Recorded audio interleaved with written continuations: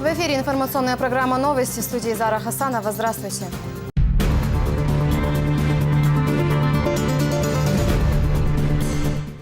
Финиш марафона субботников.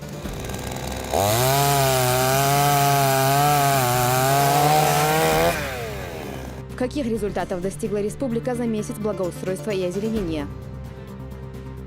Качество посевного материала проверил Россельхознадзор. Не поленитесь спросить у продавцов посадочного материала карантинный сертификат. Как купить нужные семена и растения, рассказали инспекторы. Региональный этап Всероссийского хорового фестиваля состоялся в Грозном. Ой, прилушку, прилушке, при широком поле. Объявлен коллектив, который будет представлять республику на Северном Кавказе. Рамзан Кадыров поздравил победителей турнира WFCA. Полуснизу, полусбоку, очень жесткие удары и рассечение тяжеленное. Кто взял заветный трофей?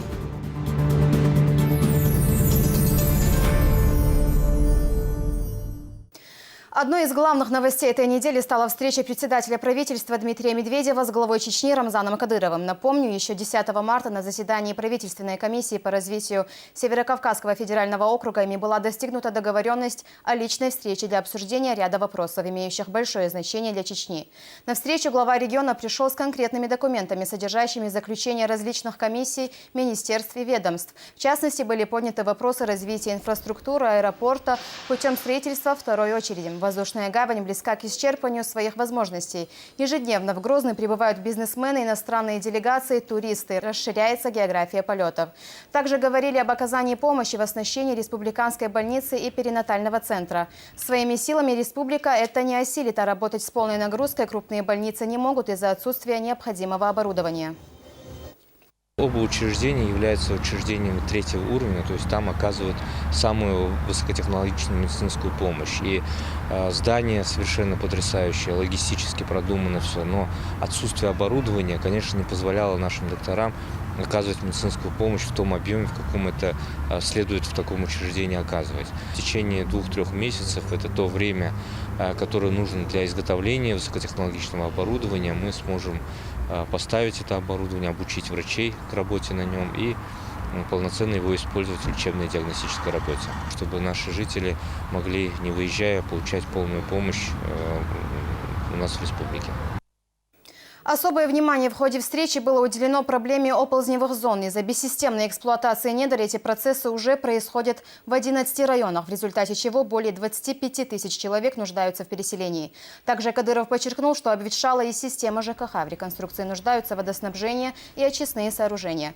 Этот вопрос сдерживает строительство крупных объектов в ряде населенных пунктов. Кадыров отметил, что Дмитрий Медведев исключительно внимательно подошел к поднятым проблемам и тут же давал поручения вице-премьерам и министрам. Глава Чечни также подчеркнул, что председатель правительства всегда оказывает Чечне помощь и поддержку в решении наиболее важных задач. Более подробно об этом мы расскажем в наших выпусках. Глава Чечни заявил о достижении договоренности с президентом компании «Формула-7» Алексеем Бердинским о тесном техническом сотрудничестве. Об этом Рамзан Кадыров сообщил на своей странице в Инстаграм. Компания «Формула-7» – официальный дистрибьютор канадской техники «Бомбардир Recreational Products» в России.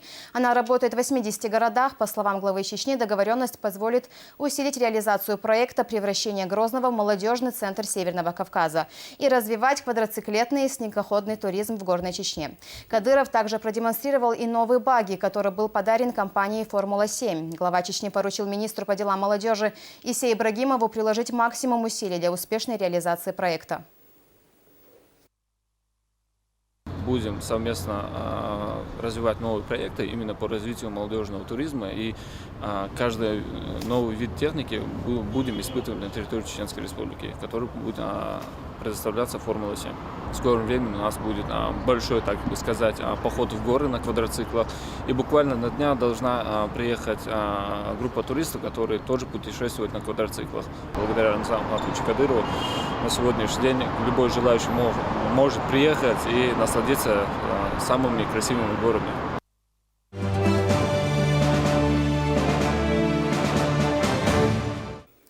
Заплатить налоги прямо на дороге. Такая возможность есть у должников благодаря совместной работе налоговиков, автоинспекторов и судебных приставов.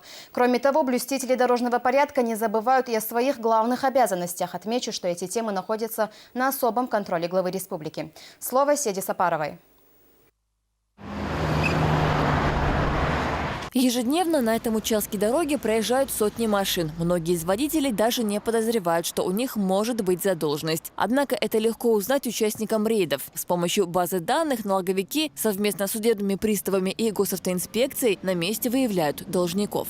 Сегодня федеральная служба совместно с инспекторами ГИБДД, совместно с судебными приставами проводит рейдовые мероприятия по взысканию транспортного, земельного и имущественного налога.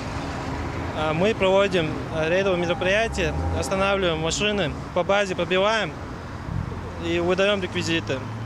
Какая задолженность у них образовалась и сколько пени на нее накручено. По официальным данным, в Чеченской Республике зарегистрировано больше 300 тысяч транспортных средств. Из них налогообложению подлежат больше 250 тысяч. Размер выплаты зависит от объема двигателя. Как показал анализ, те лица, у которых стабильный доход, зачастую имеют различные задолженности, говорят в налоговой. Их списки уже направлены в ведомства, где они работают. Для их удобства в ближайшие дни заработают передвижные налоговые офисы. Мы на месте определяем, имеет он задолженность или нет, и предоставляем ему возможность, чтобы он не ходил по банкам, по налоговым органам, по ГИБДД, чтобы он на месте оплатил и исполнил свою обязанность.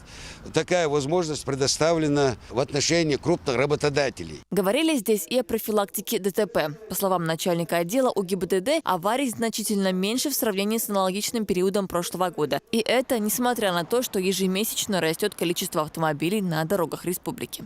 Если взять анализ дорожно-транспортного происшествия по процентному соотношению, то у нас и по погибшим снижение идет, и по раненым идет снижение. У нас на сегодняшний день совместно с судебными приставами, налоговой службой выставлены по городу Грозно 5 постов. Это въезд Чернореченский, 30-й блокпост Петропавловская, Старопромысловская и первый молочный совхоз. Вот эти 5 направлений, въезд, выезд в Грозного, все совместно с этими службами мы несем и проводим службу.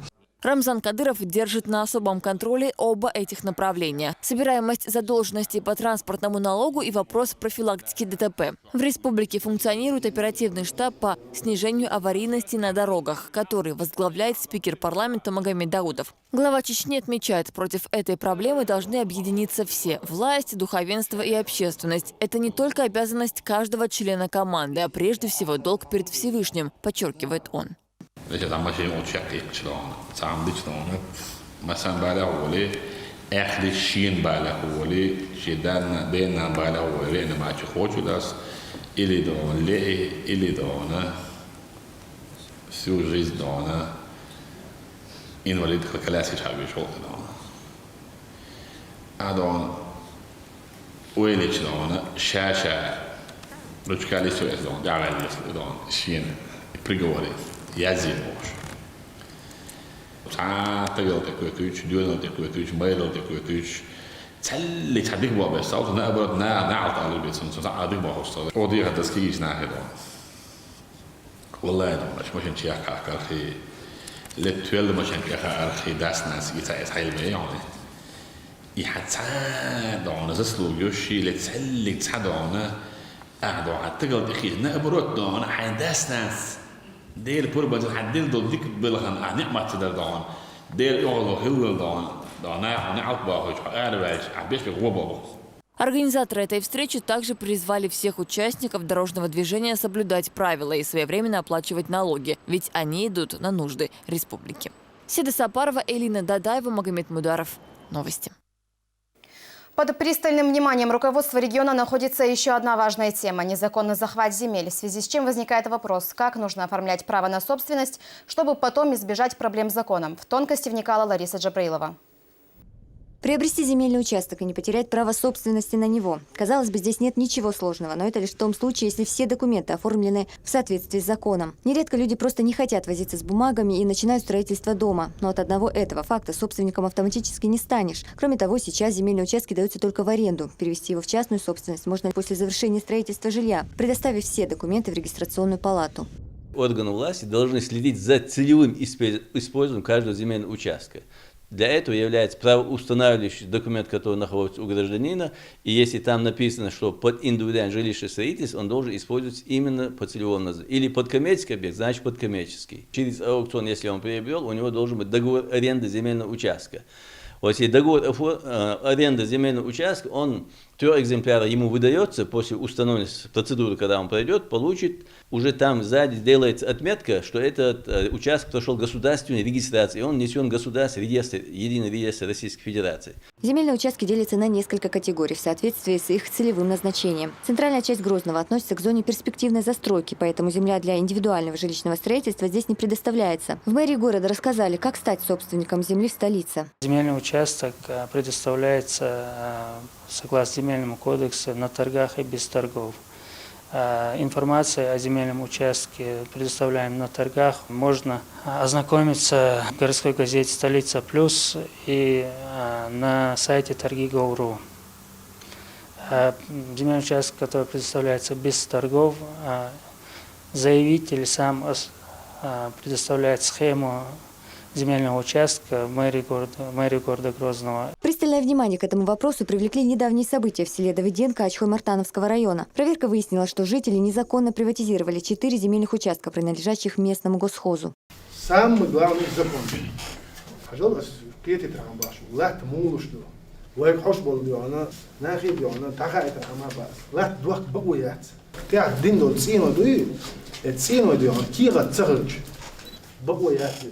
Присвоение чужой земли осуждается в исламе и считается тяжким грехом.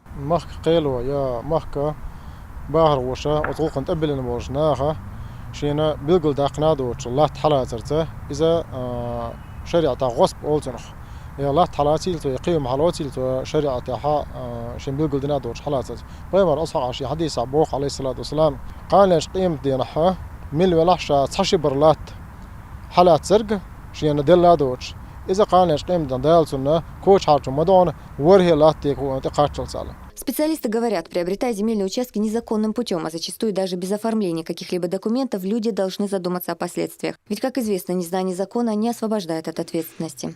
Лариса Джабраилова, Халид Мавсаева, Ислам Расуев. Новости. Сезон субботников в республике подходит к концу. В них принимают участие все, от школьников до политических деятелей. Личным примером вдохновляет и глава республики Рамзан Кадыров.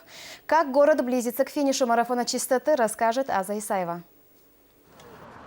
На субботники люди выходят ранним утром. В них задействованы сотни ведомств и организаций, за каждой из которых закреплен определенный сектор. За дело с энтузиазмом берутся и в Грозненском районе. Саму неделю, к весне готовимся, к порядку, к красоте, к чистоте. Проведение субботников глава республики контролирует лично. Более того, Рамзан Кадыров и сам принимает в них участие.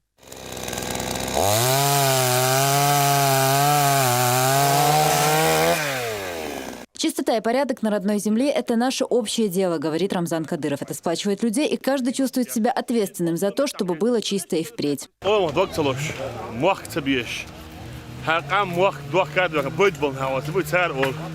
Субботники принудительно арякнада. Субботник домой.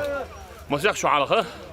550 тысяч так арабов, не только Чеченской республики, за пределы Ингушетии, Дагестана, Осетии, Нальчики, Москва, Бакаба, Юхтон, Мешти, куда это сказать. Это организация сборбойчи. Мы вчера арякнада идут, строительные мусоры араяк. Тасту не улш. Здесь что бейбу крыш. Я крыш мекти там бей лоузаду. Просто мета бейш набу. Я кахар бок ам عدات بالشقة شباها بيرشاد تابيش أنبيش إنبيش عش سير بيرش لوز متكش أني أشتوك شارك عربي دعزمي وقو بلح ويجو تسك بنسيانير شاويجي دونك دعطانا خزغيش وشاويجي. Грозный – визитная карточка всего региона, один из самых чистых городов страны. Это отмечают и гости чеченской столицы. Поддерживать этот статус должны и сами жители, ведь по внешнему виду дома судят и о хозяевах. Ik doe het sporen doen, ik weet het sloeg, ik weet deze sloeg, want ik weet deze zijn doen. Relak dus, wees ja, joh, nou dat is een beetje met dat dan, met doel dus voor dat. Hij mag weer met boord alweer, gewoon mag boord dat, dat. Weet deze mag boord, zijn laat op, is gezet op, is deze mag dat kwestie aan je chat staan. Депутаты и сотрудники аппарата парламента Чеченской Республики сегодня работали на улице Абузара Айдамирова.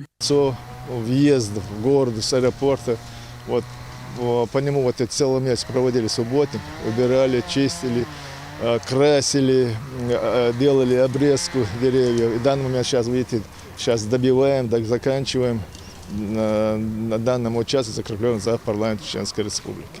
Руководитель республиканского оперштаба по санитарной очистке территории Магомед Даудов вместе с мэром Грозного Муслимом Хучиевым посетили районы столицы. С 1 марта благодаря усилиям граждан вывезено более 36 тысяч кубических метров мусора, посажено 3690 саженцев, осуществлена побелка более 30 тысяч деревьев и столбов, а также очищено 132 428 погонных метров тротуаров и обочин. Совместными усилиями жителей республики столица сохраняет ухоженный вид. Участники субботника отмечают, что сделают все, чтобы регион был в числе самых чистых точек на карте. Аза Исаева, Лариса Джабраилова, Зелимхан Закаев. Новости. Сегодня состоялась уборка православного кладбища в Октябрьском районе. В ней приняли участие бывшие грозницы. Чтобы приобщиться к благому делу, они приехали из разных городов России. Отмечу, организатором акции выступило общество «Наш дом. Город Грозный». Подробнее Розана Цамаева. Несмотря на холод, с самого утра на субботник вышли десятки человек. Чтобы попасть сюда, каждый из них проделал сотни километров пути. Работают здесь с большим энтузиазмом, потеряв счет времени.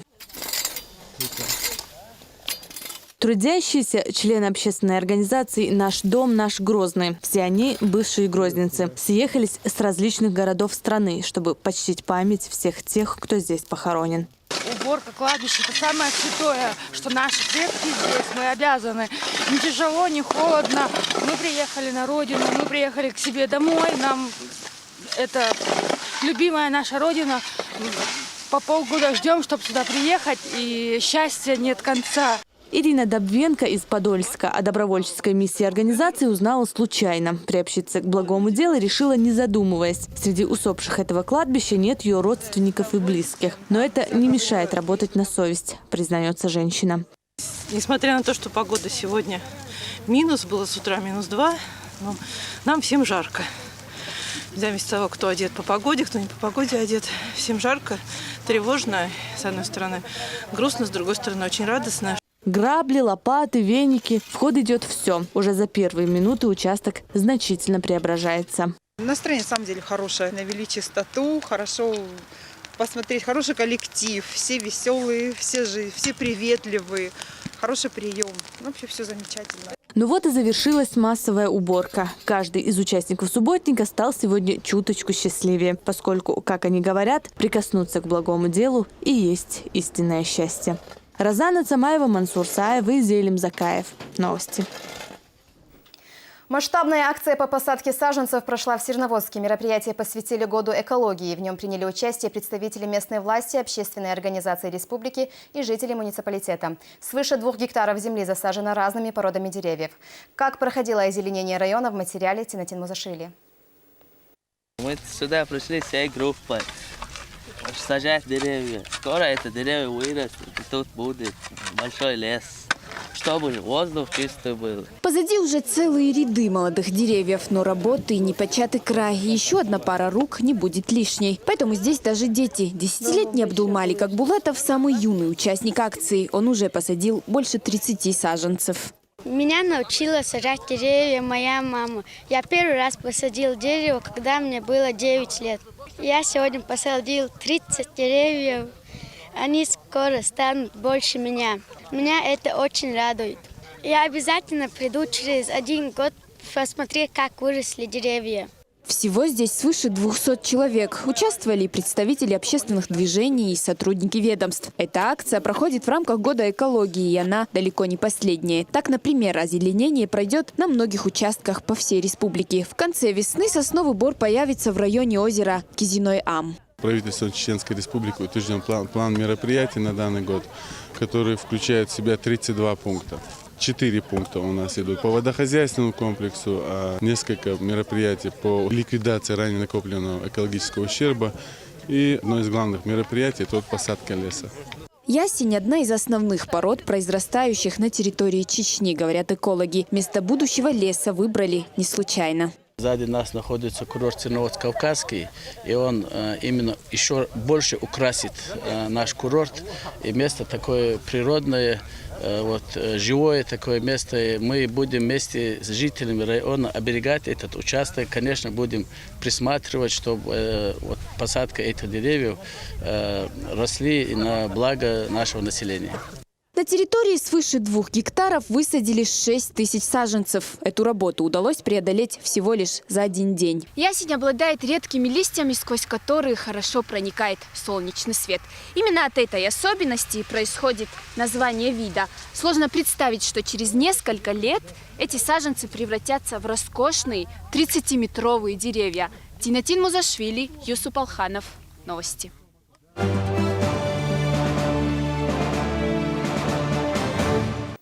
Работы землевладельцев уже начались, но их труд может быть напрасным из-за некачественных семян. В связи с началом поставок в регион посевных материалов возникает и угроза распространения инфекционных заболеваний растений. В связи с этим сотрудники Россельхознадзора проводят рейды. Результаты инспекции в следующем сюжете. Я могу быть уверенной в том, что именно такого цвета, такого сорта вырастет роза? 80% да, 100% что роза, но может там единственное, когда покупатели можно поменять, там, знаете, нечаянно. Подмена сорта – не худшее, что ожидает покупателей. Опасность несут растения, зараженные инфекциями и грибками. Такой посев может негативно повлиять на здоровье человека, предупреждают эксперты. Если он на своем огороде будет посадить свои саженцы, если они будут заражены вирусными болезнями, то он может заразить весь свой огород.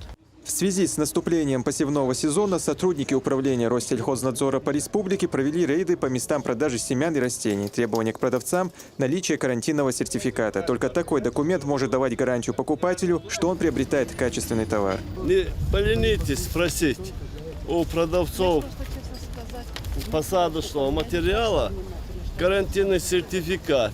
Плюс ко всему у продавцов на руках должен находиться свидетельство, подтверждающее сортовую принадлежность. Для того, чтобы получить сертификат на большое количество растений, необходимо зарегистрировать ИП. Следовательно, нужно оплачивать и налоги. Это главная причина нежелания продавцов работать по закону, говорят инспекторы. А некоторые просто не знают об элементарных правилах реализации товара. Продавцы этих саженцев должны обращаться, если это с других регионов, то есть региональные федеральные службы Россельхознадзора, они выдают эти сертификаты. И если это местные, управление Россельхознадзора по Чеченской Республике выдает карантинные сертификаты, а там указано все. Проверка выявила множество нарушений, за что продавцы должны нести административную ответственность. Однако этот рейд – первое предупреждение. Следующий, говорят специалисты Россельхознадзора, не обойдется без протоколов и штрафов. И в случае необходимости будет произведена утилизация товара. Рамзан Килимов, Хаважи Мунаев и Луиза Юнусова. Новости. Сегодня в Республиканском центре культуры и искусства состоялся региональный этап Всероссийского хорового фестиваля. В конкурсе приняли участие творческие коллективы со всей республики. Оценивали участников признанные представители хорового искусства. Кто стал победителем, который будет представлять нашу республику на северокавказском этапе, узнавала Зарина Хамтиева.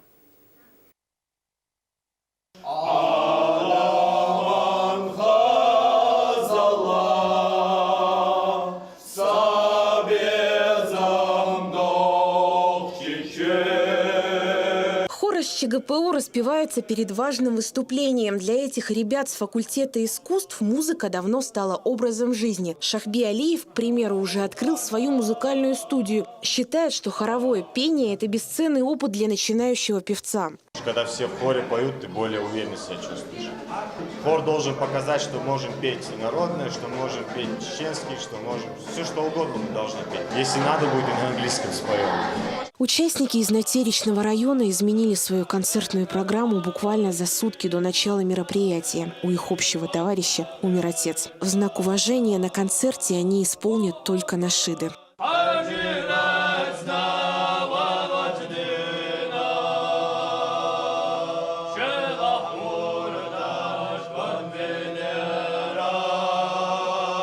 В конкурсе принимают участие творческие коллективы со всей республики. Они выступят в 5 категориях. Детские, студенческие и даже опытные исполнители хора ветеранов. Волнуются все одинаково, ведь в составе жюри ведущие представители хорового искусства. Ольга Джанаева уже 3-й год подряд посещает региональный фестиваль. Она отмечает, что год от года конкурс становится все популярнее в республике.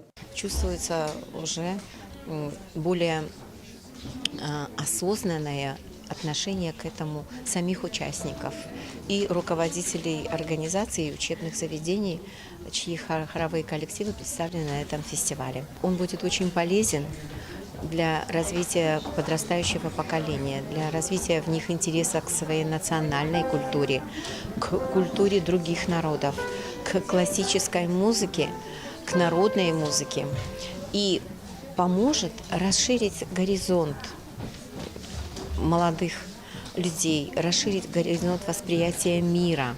Участники исполнили совершенно разные произведения, начиная от народных русских песен, Ой, прилушку, прилушке, при широком поле, при знакомом табуне, конь гулял на воле. заканчивая лиричными композициями чеченских авторов.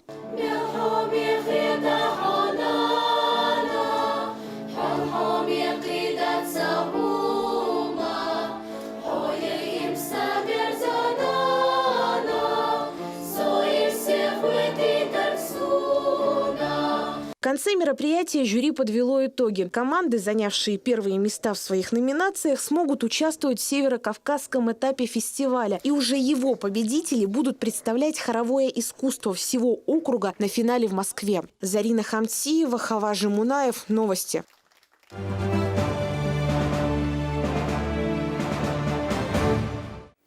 Рамзан Кадыров поздравил победителей турнира WFC. Напомню, сегодня в Казахстане состоялся турнир Всемирной бойцовской лиги «Ахмат». Он собрал одних из лучших бойцов смешанных единоборств. Миллионы зрителей наблюдали за ходом противостояний. В главном бою вечера встретились Хусейн Халиев и Валмир Лазара. Итоги WFC подведет Рамзан Керимов. Уже с первых минут всем стало ясно – этот турнир превзойдет все ожидания. Наблюдают миллионы зрителей, спортсмены начали зрелищно. Для Василия Татхая, представляющего клуб «Ахмат», поединок против Джамала Магомедова был вторым в профессиональной карьере и, как оказалось, удачным. Второй раз попадает Василий, третий раз, четвертый.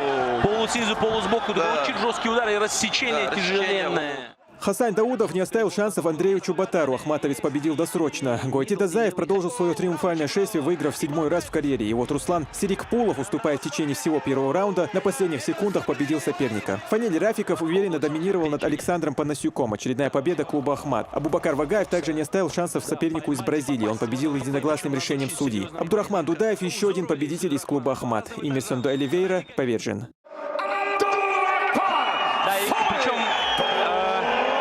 Уже понял, как только он услышал Следующими выступают Саид Нурмагомедов из клуба «Ахмат» и Андерсон дос Сантос. Бой закончился уже в первом раунде. Россиянин задушил бразильца. И вот долгожданный момент. Действующий чемпион лиги «Ахмат» Хусейн Халиев против бывшего бойца UFC Валмира Лазаро. Бой напряженный, но наш боец превосходит соперника по всем статьям. Победа по итогам поединка достается Халиеву. Боец благодарит Рамзана Кадырова за огромный вклад в развитие спорта. Хочу поблагодарить в первую очередь главу нашей республики Рамзана Ахматовича Кадырова и Абузайда Бисманатова, президента нашего клуба, нашей лиги ГДР.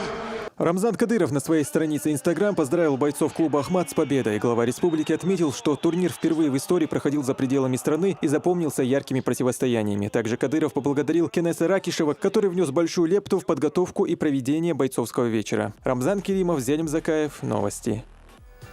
На этом пока все. Следите за новостями на телеканале «Грозный».